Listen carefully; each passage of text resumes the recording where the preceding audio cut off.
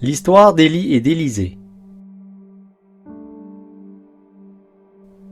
La vie d'Élisée était sur le point de changer pour toujours. D'après ce que nous savons, il n'était qu'un simple fermier. Tout cela a changé le jour où il a rencontré le prophète de Dieu. Ça devait avoir été une longue journée pour Élisée, une journée chaude. Il labourait les champs avec 12 paires de bœufs devant lui, attelés par des jougs. Soudain, un homme est passé et a jeté son manteau sur lui. C'était Élie, le prophète. Élisée a quitté ses bœufs et a couru après Élie.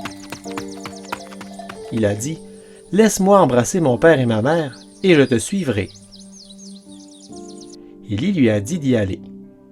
Élisée a rapidement offert un sacrifice et a préparé un repas pour sa famille.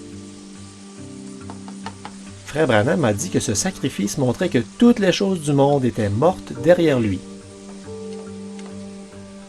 Pendant qu'Élisée retournait vers Élie pour le suivre, il devait être un peu nerveux.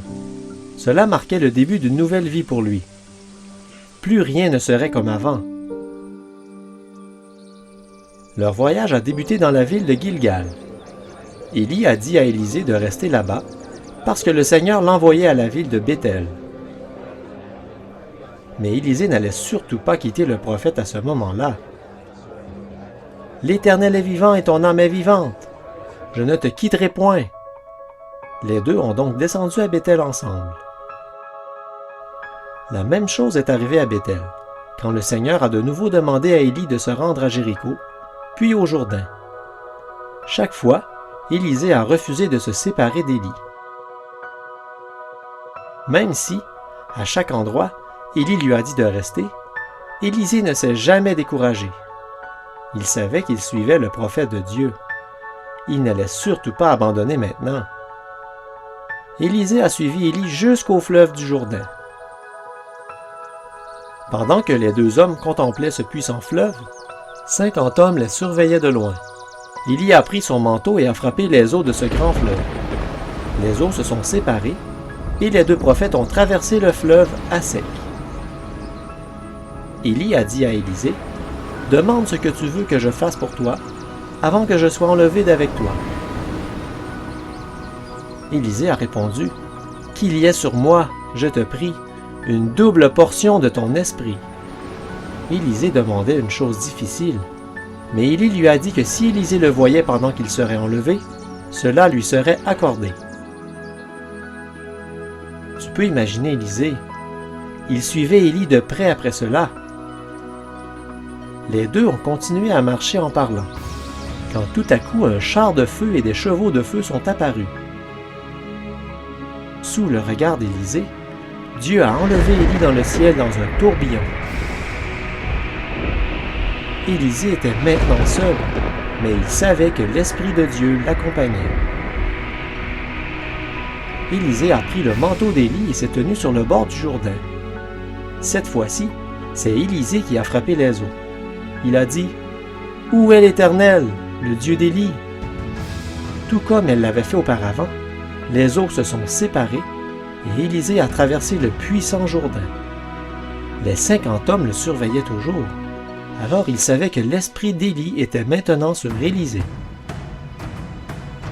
Puisqu'Élisée a décidé de suivre le prophète de Dieu et qu'il a refusé d'écouter les gens qui ont tenté de le dissuader, le Seigneur lui a accordé sa requête et lui a donné une double portion de l'esprit d'Élie. Aujourd'hui, le Saint-Esprit nous conduit. Tout comme Élisée n'a jamais quitté Élie, tu ne dois jamais quitter le Saint-Esprit. Emmène-le avec toi partout où tu vas.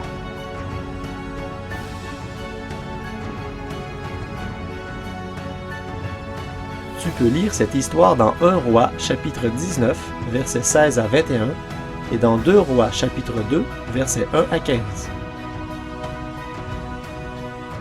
Oh, I can imagine this type of a witness.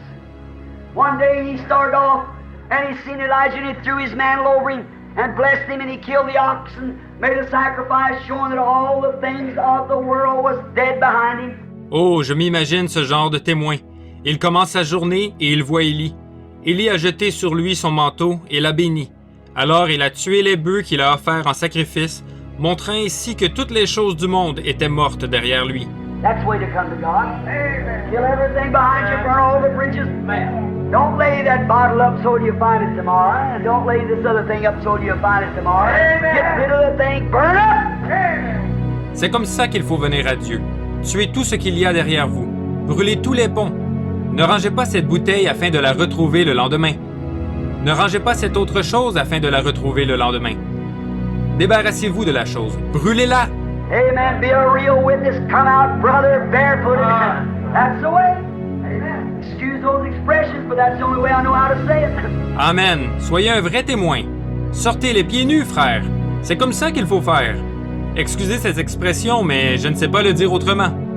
All right, so now things are going to happen around here. All right. Notice. Très bien, il a dit. Maintenant, il va se passer des choses ici. Très bien. Remarquez,